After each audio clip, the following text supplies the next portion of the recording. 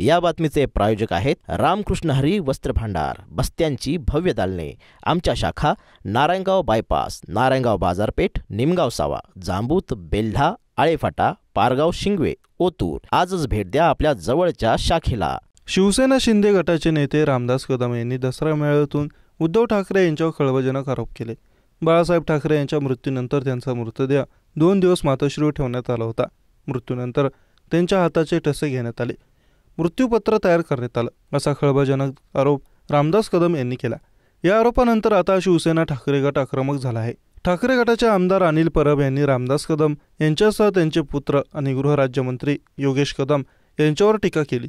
ज्योती रामदास कदम यांनी 1993 साली आत्महत्येचा प्रयत्न का केला? त्यांनी जाळून घेण्याचा प्रयत्न का केला? जाळून घेण्याचा प्रयत्न केला की जाळलं, याची चौकशी झाली पाहिजे। आजही खेडमध्ये याचे साक्षीदार आहेत।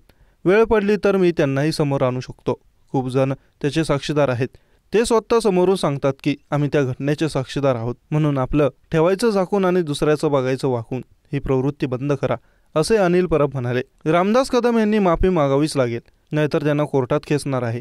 रामदास कदमांविरुद्ध आम्ही आबरू नुकसानीचा दावा करणार आहोत। मेलेल्या माणसाचे ठसे घेतले तरी त्याचा काही उपयोग होत नाही। त्यांचं ज्ञान कच्चं आहे। लोकांच्या मनात उद्धव ठाकरे यांच्याबद्दल विष कालवण्यासाठी, घृणा तयार करण्यासाठी हे वक्तव्य केलं आहे। शिशुपालाचे आता 100 अपराध पूर्ण झालेत।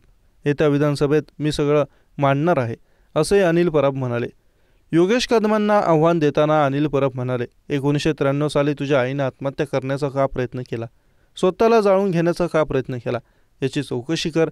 रामदास कदमांच्या पुतण्याने का आत्महत्या केली? याची चौकशी करा।